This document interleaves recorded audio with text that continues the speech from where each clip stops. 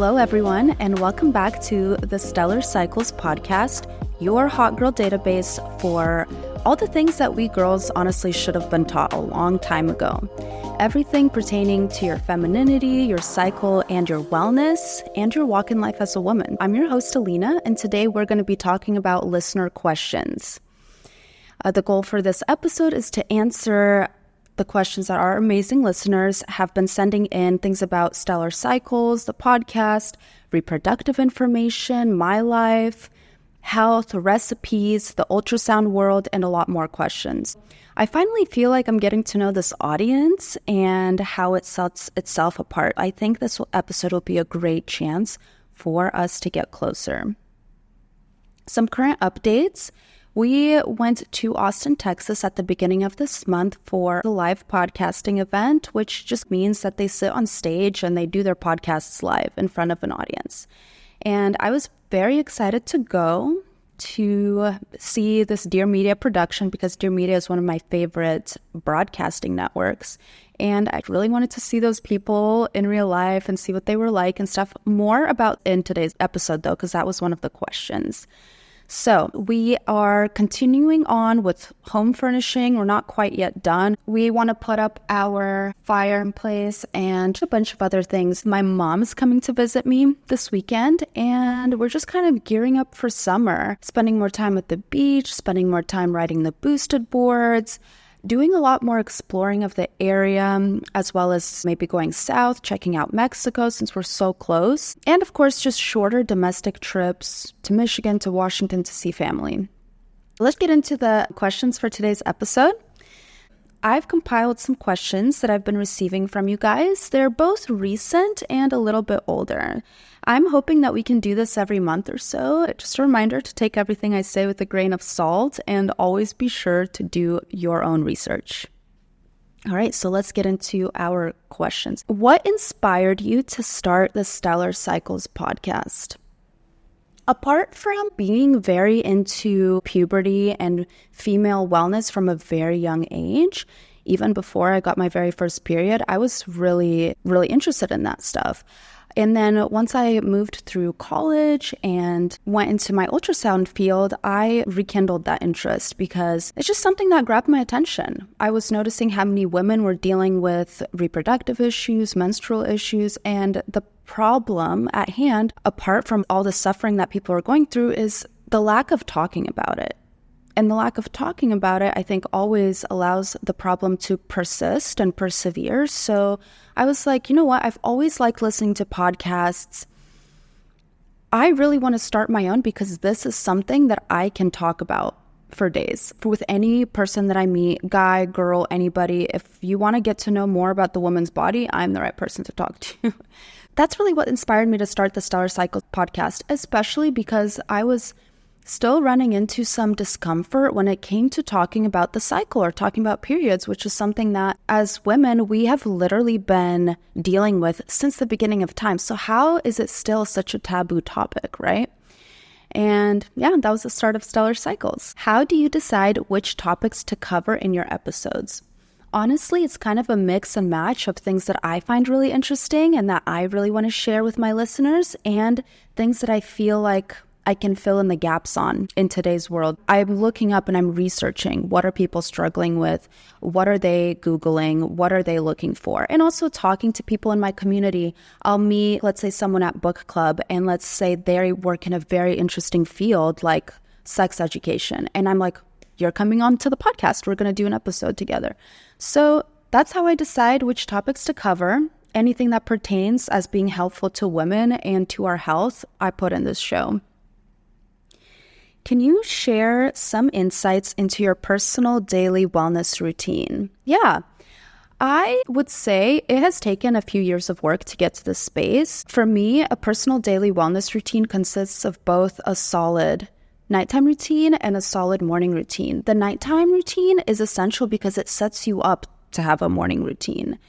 Because I think try as you might, even if you have a really solid plan for your morning, but you go to bed in shambles and you didn't set up for your next day and you didn't drink your tea and didn't do this, that, and the other for you to succeed the next day, well, then your morning routine is also going to suffer Absolutely. For me, in my evening routine, I kind of start off with feeding the dog dinner, getting her potty before bed, and then I'll do my skincare, I'll drink my tea, I'll tidy up the space. Something that's been really important for me is putting on my skincare a little bit earlier so it has time to soak. So I'm not just putting it on 15 minutes before bedtime and smearing it all over my bedding. So I'll put on my skincare and then I'll continue on with my wind down routine. The thing that's very important for me in my evening routine is to set up myself for success the next day. So the next day, when it comes time to do the morning routine, I don't have excuses like, oh, but this isn't ready, or, oh, I don't have this outfit, or where's this, or where's my gym clothes. So you need to set yourself up for success. And in the mornings, I know this sounds so basic and we've all heard this hack, but the whole lemon water with some ACV, apple cider vinegar in the morning, especially a little bit warm, wow, it does wonders. It kind of wakes you up, makes you feel like you're ready for the day. I've been doing that.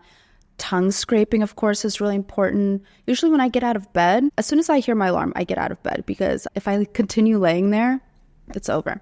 Go into the bathroom. I will actually, instead of sitting and meditating and just only meditating, I will listen to a meditation while I'm getting ready in front of the mirror and kind of absorb those thoughts and affirmations as I go through my skincare routine, my teeth brushing, my ice rolling, all of it. And then once I'm done with that, I kind of move into the rest of my day, my workout, my breakfast, and then sitting down and doing my work. How did you manage to balance your personal life with your professional life while running the podcast? Well, when I started the podcast, my professional life wasn't that demanding. I actually had just walked away from my ultrasound job and had kind of all of the pieces lined up for this podcast already. So when I had started out this show, it was just more of a matter of having a lot of free time to work on it. And within the past year, I've also been working as an ultrasound professor at a college, and kind of balancing that with the podcast has been okay because I've only had to work 2 days out of the week. So yeah, there's really not much to balance. This is kind of like a hobby that I like to do. But when it comes to growth and social media and strategy, all of that stuff really is work. And I understand now why people get paid to do that as a full-time job. It takes a lot. Can you share some of your favorite healthy recipes? If I go into that, it's going to be a bit of a longer episode. They're on Instagram, so if you go on to @StellarCyclesPod on Instagram, you'll find a bunch of recipe inspo on there. What does your future in ultrasound look like? So for those of you who don't know, I worked as an ultrasound tech for about 5 years, including schooling, which was very rigorous, 2 years in the hospital field for free, not getting paid.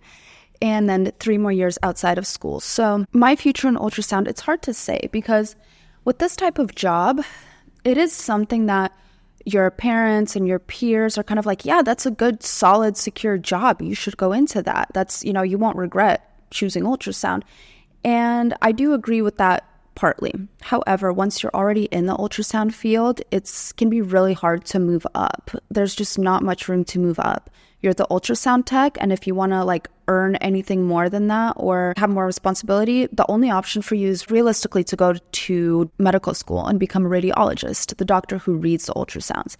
But radiologists aren't really known to open their own practice or really go off on their own, so it can be a really tough field. Whereas imagine, I'll give you the example of a construction crew, right? The construction workers themselves, they're at the bottom of the ladder, right? They're getting paid per hour, but the responsibility on them isn't that much, right? And their accountability isn't as much as, for example, the general contractor who, that's a step up, but he's making more, he has more responsibility, but he also has more accountability, right? And then another step up from general contractor would be real estate developer. So there's ways that as you gain specific knowledge in your field and you get better at what you do, there's room to, make more money and become more valuable. Whereas in ultrasound, there's really no pathway for that. It's a closed system. So what is my future for ultrasound? I don't know. I really don't know. I don't know if I'm going to go back to scanning people all day, every day, or teaching, but I'm open to anything, to be quite honest. What are your favorite resources for learning about reproductive health? The internet is your greatest resource. There's so many amazing people on Instagram, on TikTok, on YouTube, on podcasts, that I'm not even going to give you guys really any suggestions, because I want you to find for yourself the type of messaging and the type of person that you resonate with, because that's what's important when you're going to be taking in information. It has to come from someone that you're like, oh, I could listen to this person.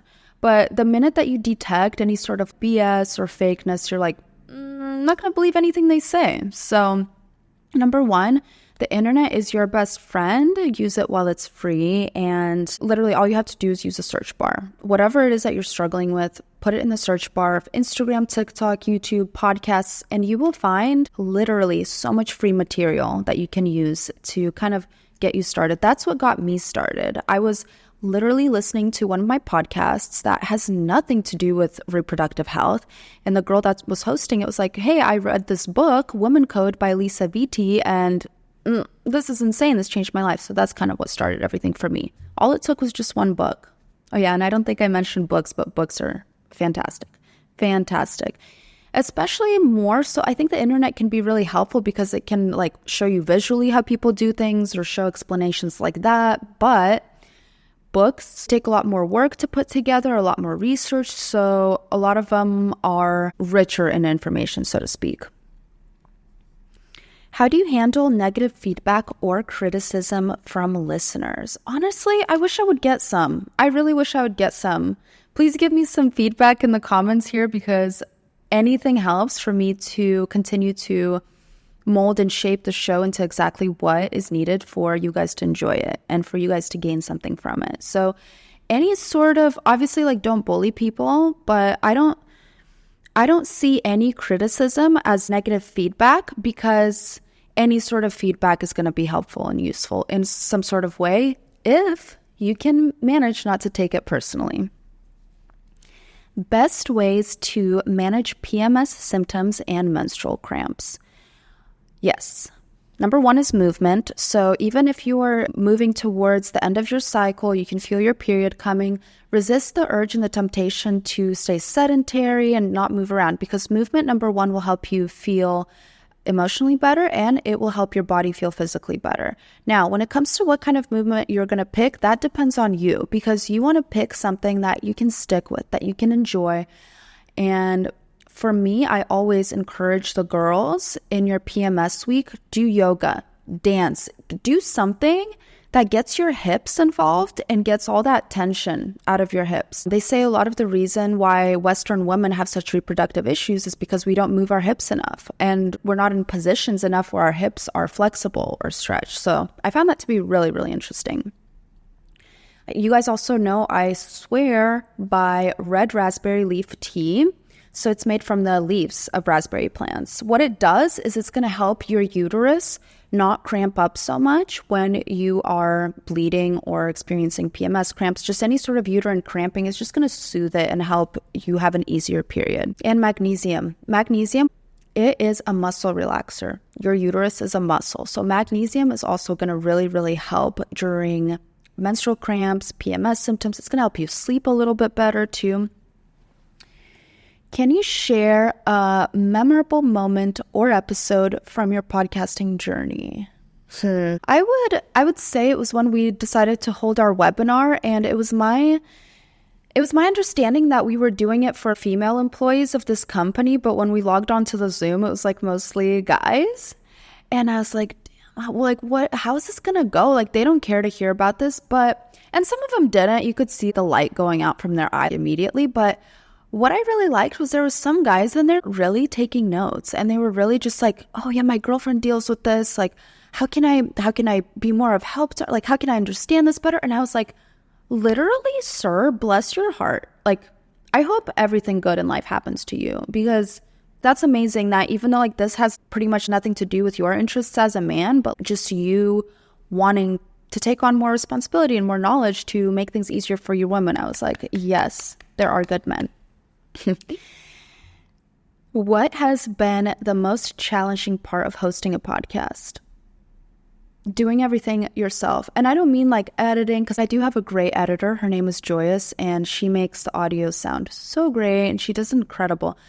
But I would just say kind of having everything rest on you and not having anyone pushing and poking and prodding you to do something like they would in, let's say, a normal 9 to 5. So everything really entirely rests on you. You have to want it. You have to want to get on this mic every time. You have to want to crank things out for people, even if it feels like you're just throwing things into the abyss.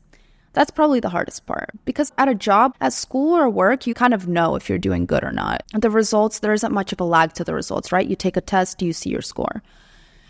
In something like this, you might not see results for years, and a lot of people give up and they drop out because maybe they're not seeing the results that they wanted to as quickly, but it's all about time in the game and skin in the game, right? Next question. What is your advice for someone wanting to start their own podcast? YouTube is your best friend. Everything that I learned about podcasting, I learned on YouTube for free. You don't have to pay anybody to teach you how to become a podcaster. Number 2, make sure that what you're picking to speak, number 1, is interesting to you, because if it's not, you're going to give up like 8 episodes into it. It's a lot of work. So you have to be really passionate and interested about what you're talking about. The other thing is, in addition to finding an interesting, passionate topic for yourself, make sure to somehow make that topic evergreen. So if you want to think long-term, think of like, how can I keep putting out these podcast episodes and keeping my content fresh, right? So focusing on things that are constantly reoccurring, something you could always be talking about, right? You don't want to pick a podcast that's based on a series of books, and then as soon as you're done talking about those books, like, where's that podcast going to go, right? So I would say try to tie it into more of your personal brand and talk about what you want to talk about intercrossed with what people want to hear about. You don't have to spend a lot on equipment. This mic was like $90. Get some equipment on Amazon, start, learn. The best thing that you can do is just start. There will never be enough information. Every single day I feel like there's not enough information that I have to be doing this, but every day I persevere. Let's move on to our next question. Do we know the common causes of infertility? There's a whole list, right, of like diseases, conditions, all sorts of things that cause infertility. But I would distill those down to 4. Disease. So if you, let's say, got an STD and you didn't manage it, right, and the STD kind of overgrew in your body and took over, and now it's too late. Disease. Environmental factors. Nowadays, we know that pretty much everything is pitted against us in the United States. Our food, our water, our air, our screens, everything that we're consuming is meant to poison us. So environmental. It's also been proven that with the amount of plastics and microplastics in the food, the water, everything, how much it's impacting our fertility. The third cause is genetic. A lot of people have genetic mutations that they may or may not know about that impact their fertility, and the only way to know this for sure is to get genetic testing. And the fourth, and sometimes most difficult one to wrap your mind around, is the unexplained infertility. You know, we can sometimes nail it down to disease, environmental factors, genetic factors, but sometimes they can't find a reason. And that can be the saddest one and the hardest one to deal with, because if you can't find a reason, then it's very hard to find a solution. What are the most sustainable and healthy options for period products?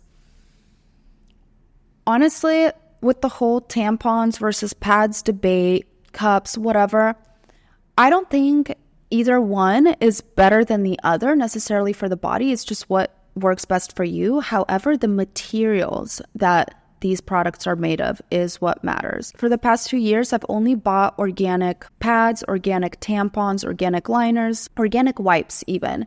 Because if you think about it, we're spending so much time with those things in contact to our bodies. And if they're sprayed with chemicals, with God knows what, then all that time that it's adjacent to or contacted to your body, it's going to be leaching into your body. So just not something I've ever really wanted to play with. A few years ago, I switched back to organic products. They work just as great and they're safer for you. Another thing too that I've tried in the past is period panties. So just honestly underwear that you can bleed into. It'll collect the blood and you can rinse it out and wash it out. Not for everybody, but it works for some people. Could you share more about your experience at the Austin, Texas Dear Media IRL conference? Yeah, so I was very, very excited to go.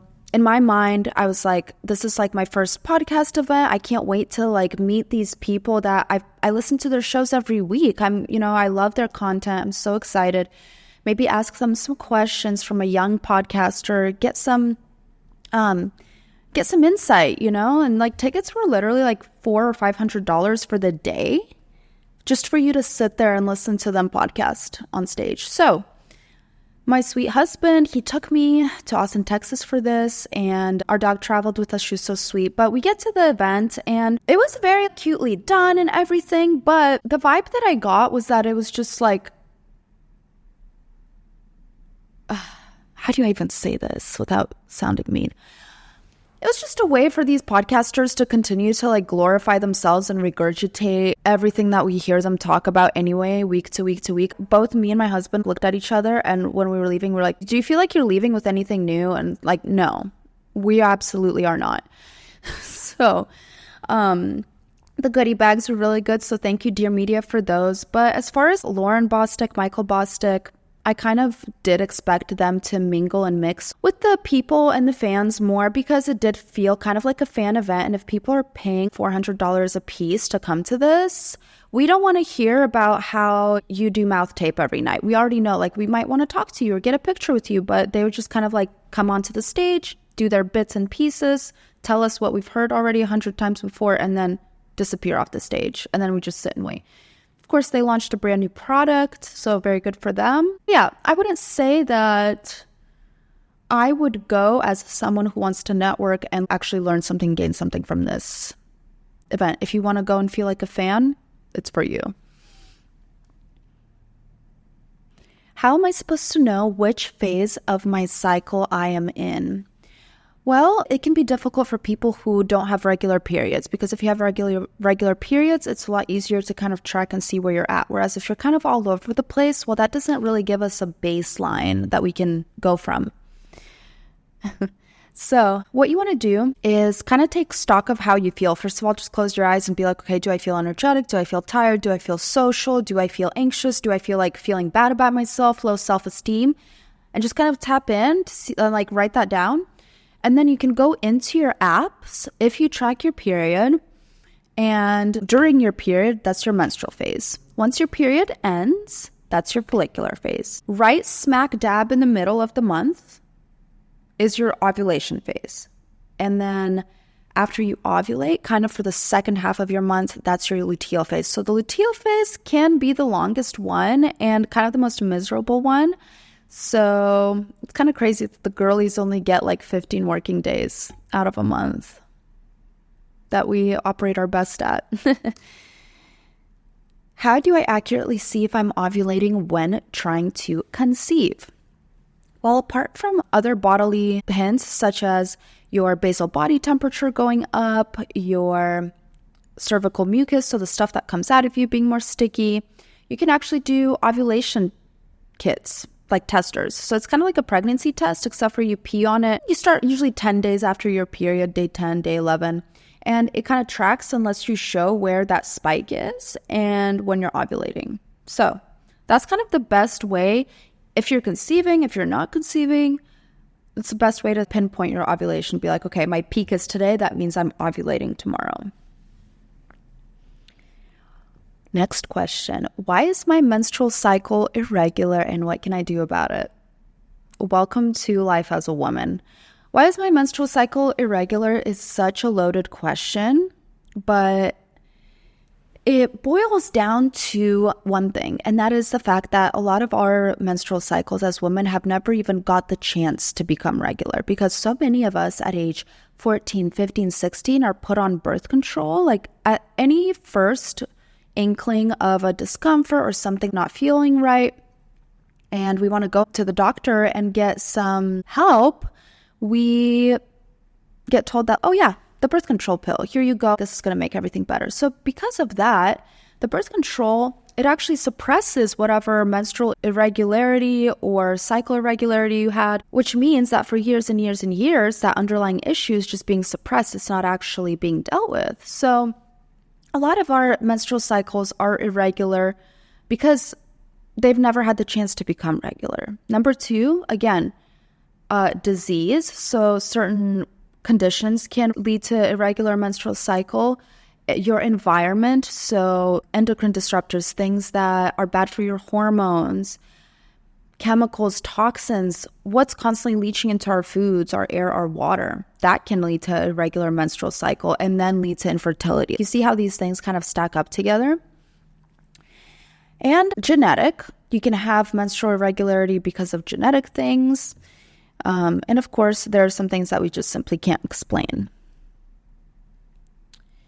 What is the best piece of advice that you've ever received? Oh my goodness, there's this one that I read in a book recently. This is the book actually that we're reading for book club, The Almanac of Naval Ravikant. And it said, inspiration is perishable. Act on it immediately. So don't expect to think that just because you have this inspiring thought that you can kind of like shelf it and come back to it. That's not how inspiration works. If we don't act on it immediately, we will lose the juice, the ideas, and it just won't be the same as when you got that idea and you became obsessed with it and you want to do it. You know what I'm saying? How has being a podcast host changed your perspective on life and wellness?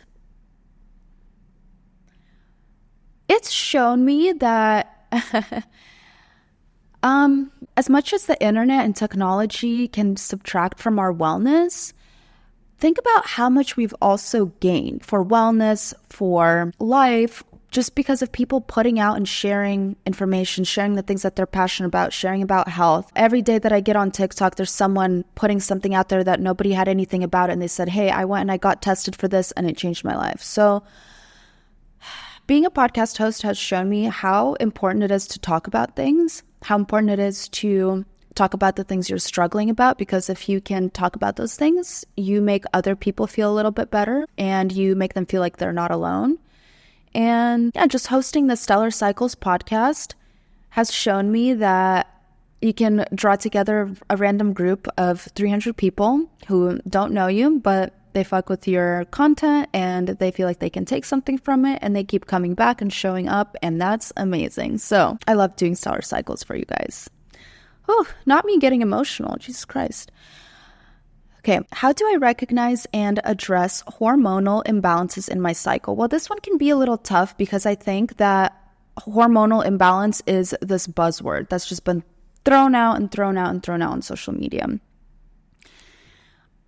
I don't think our hormones could ever be fully balanced, but I think we all know when something doesn't feel right in our bodies. And that's how you can recognize it. Okay, like, do I feel like I should be able to do this workout, but I can't do it and I feel really bad about it, or I feel like something's broken about me? Or let's say, like, how come my menstrual cramps are always plaguing me, right? So you recognize hormonal imbalances by recognizing frustrations or problems with your cycle. And from there, you can find solutions because, right, you can use the search engine, so you can use TikTok, you can use Instagram, YouTube, whatever you want, and go from there. See how other people are dealing with it. Can you share some of your future plans or goals for the podcast? I can share a little bit. I definitely want to keep this going, and I really want to get picked up by a broadcasting network, get some sponsors, start monetizing the show, make some money, make it better that way for you guys, be able to pay my producer more, be able to pay for a video studio, and yeah, just grow it, put out more content for you guys, more maybe like ebooks, free things that you guys can use for your cycle tracking. What are some of the best apps and methods for tracking your cycle? I don't really know many people who use the paper to pen method, but apps kind of are the best way to track, especially because we always all have our phones on us. When I used to work in the ultrasound field and I asked a woman, hey, when was the last date of your menstrual period? The ones that had their phones on them knew. The ones that didn't were like, and I was like, okay, that's not helpful. So knowing the first day of your last menstrual period. So when did your last period start? Super important in this world. Find a way to track that. You can track it using the health app in your iPhone. However, that one's like not very comprehensive. It just kind of is built into the health app. Stardust is really cute. It's good, cute. It has like cute moon artwork and neon. It's very, very cute. If Stellar Cycles had our own app, it would be Stardust. So try out Stardust. If you are tracking your ovulation, you are going to want to use Premom. So you can buy their ovulation strips on Amazon, and then it comes with an app that you can download, and you can track your cycle, track your values, every single result that you got for your ovulation. And then if you do become pregnant, it turns into a pregnancy app. So it's kind of nice. And what other one? 28 Wellness is really good because they have exercise ideas and recipes, which the other apps don't really do. So those are going to be your apps. You can track on your health app, 28 Wellness, Stardust, and Premom. Those are kind of my favorites.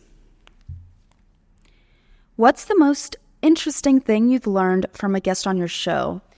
I had my coworker on the show. The most interesting thing that I learned was that your ovary can explode inside your body and cause crazy internal bleeding. So that episode is called When Your Ovaries Act Up with Shauna Diddle. So go back and listen to that one. Super interesting story about how she almost lost her life and how she came back from that.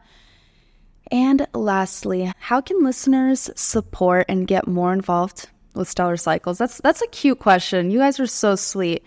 Well, the best thing that you guys can do is follow the show. Follow on iTunes, follow on Spotify. It's called Stellar Cycles. And what else you can do if you really want to make my day is go to the show on your phone. You're going to scroll till you find some stars, till you find write a review, and you're going to fill in those stars. And please leave us a review. I really love to read whatever you guys like to leave for us. So with that, this episode of Stellar Cycles is coming to an end. Our very first Q&A episode, which I really, really enjoyed because this makes me feel like I'm getting some feedback from you guys and I'm getting to know more and more of like what you want to hear more about. So super useful to a content creator. And I will see you guys over on our Instagram page at Stellar Cycles Pod. You can download a free grocery guide that I have for you in my bio. If you want to know what kind of foods you want to eat for whatever phase you're in, what days those phases are, go ahead and grab that grocery guide for free in my bio at Stellar Cycles Pod on Instagram. And until next time, spread the good word about Stellar Cycles to your fellow women, and let's all elevate our lives, our cycles, and our dreams together. Till next time, Stellar Cycles out.